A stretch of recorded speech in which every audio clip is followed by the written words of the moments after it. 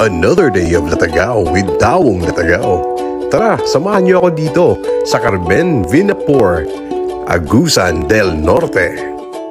Ang pupuntahan pala natin ay ang Vinapor Jurassic Beach Resort.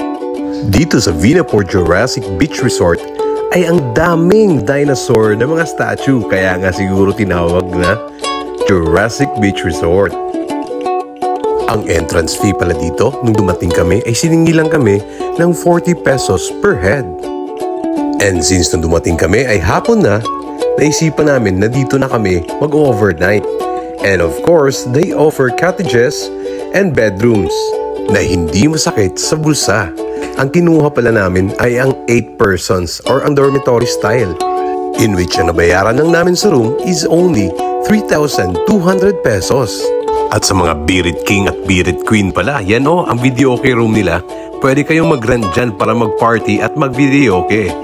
Na kung takot ka naman sa seaside maligo, pwede ka dito sa pool. May malalim at may mababaw. Pwede pang kids at may pang adult din. Pero alam niyo ba kung anong pinaka-highlight dito sa Vinapor Jurassic Beach Resort? It's ang man-made cave pool nila. Ayan papasukin ko na. Ayan yun. Ito yung cave pool na kilalang kilala sila dito. Siya nga pala, if you plan na maligo dito sa cave pool nila, ang bayad is different. 800 pesos, good for 8 persons within an hour.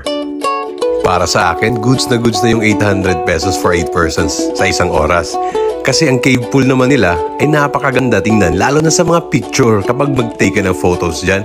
Nako, very, very Instagrammable talaga. O tingnan mo yung mga pamilya Latagaw, ang sayahan na nagtatampisaw, di ba? Kung dito ka naman sa seaside nila, napakalinis ng dagat at napaka-crystal clear ng dagat. So sa mga tao na mahilig sa dagat compare sa pool, perfect na perfect lumangoy dito.